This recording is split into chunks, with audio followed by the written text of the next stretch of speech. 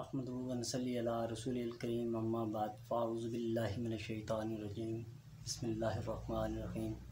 मोअज़्ज़िज़ नाज़रीन व सामीन अस्सलामु अलैकुम व रहमतुल्लाहि व बरकातुहू। उम्मीद है आप तमाम अहबाब खैरियत से होंगे और अल्लाह ताला से दुआ है अल्लाह ताला आप सबको खुश व खुर्रम रखे, हंसता मुस्कुराता रखे। जहाँ हैं आप सेहत तंदुरुस्त रहें और अल्लाह ताला आपको अपने हिफ्ज़ व अमान में रखे। शाबान की 15वीं रात आ गई और इसकी कुछ इबादत हैं जो आपके सामने पेश कर रहा हूँ।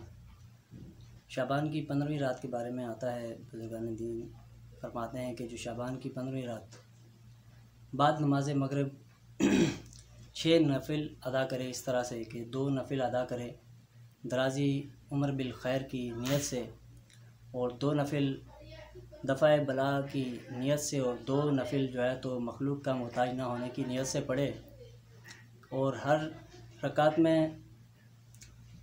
रकात के बाद सूरह यासीन एक बार या सूरह इखलास 21 मरतबा और उसके बाद निस्फ़ शाबान की दुआ पढ़े तो अल्लाह ताला उसको दराज़ी उम्र भी अता फ़रमाएगा। अल्लाह ताला उसको बलाओं से भी नजात दिलाएगा, दूर रखेगा, महफूज रखेगा और अल्लाह ताला उसके किसी का उसको मोहताज भी नहीं करेगा। मुझे उम्मीद है कि आप तमाम अहबाब इस रात को बिलखुसूस इबादत में गुजारेंगे।